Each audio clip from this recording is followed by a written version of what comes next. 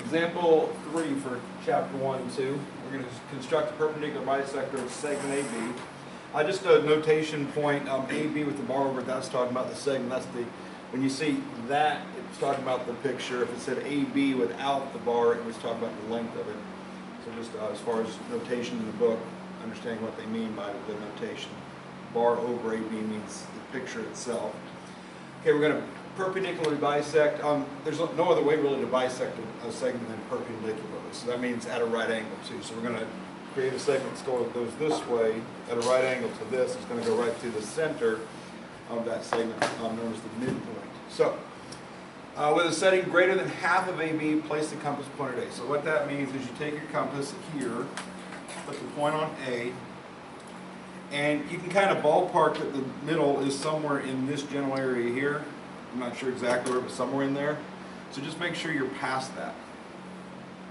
You kind of eyeball where the middle is in your opinion and go past that. I wouldn't go all the way to B. That's, I mean, you could if you wanted to, but usually just kind of more than halfway is pretty obvious when you're looking at it. And then you're going to, oh, my compass is bad place there.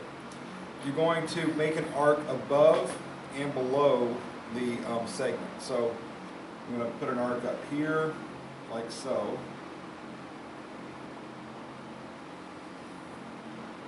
And then below, and I usually don't connect it like that, but I just could reach my thing without doing it this way. So I just usually make this little arc up here, that little arc over there.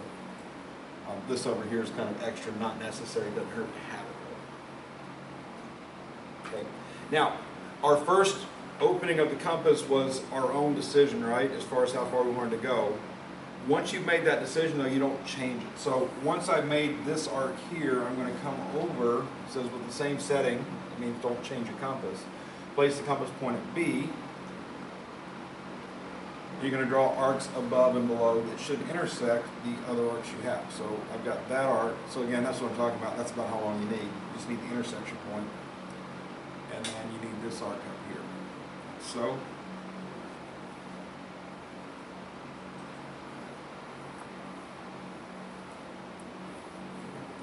away.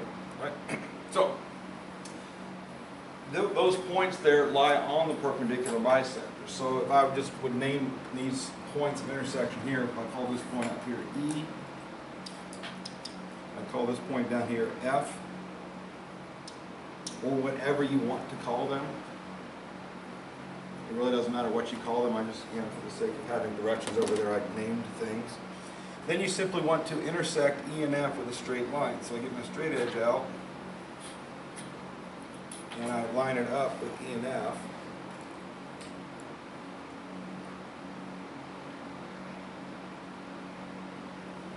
Like so.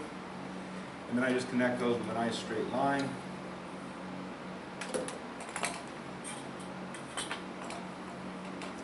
And this is perpendicular.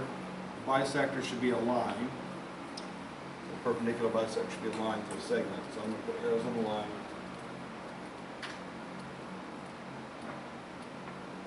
It says to draw a segment EF. I suppose it could be a segment if you want to. I usually draw a line when I do it, so I don't know why I put a line. So maybe let's fix this and put arrows on that and make it a line instead of a segment. All right, and if we wanted to verify that it's right, I mean, all you have to do to verify it's right, again, you're using the straight edge to draw straight lines, but then after you finish the construction, you can use the straight edge to check your work. If I put my ruler right here on A measure to B, like so, I can see that it's about 5 centimeters, and you can see the lines going through right at 2.5, which is halfway. The other thing we should see is that that has to be a right angle, so if you were to get a protractor, which I mean, again, this would just be a little extra here, but if I got my protractor and I placed it right here, and I lined it up with the, line there.